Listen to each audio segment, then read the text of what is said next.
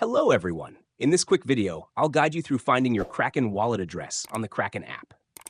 If you're planning to receive crypto, it's crucial to locate the correct wallet address and select the right network to avoid risking your funds.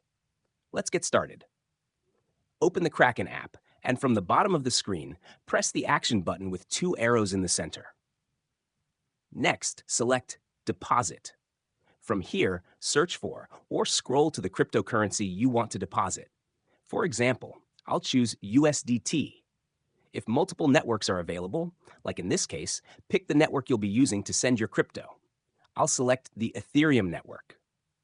Now your wallet address and a QR code for the chosen cryptocurrency and network will appear. To copy the wallet address, tap the button to the right of the address that looks like two sheets of paper. Alternatively, you can scan the QR code displayed at the top. You'll also see a Share button, which lets you share the address through various apps on your device.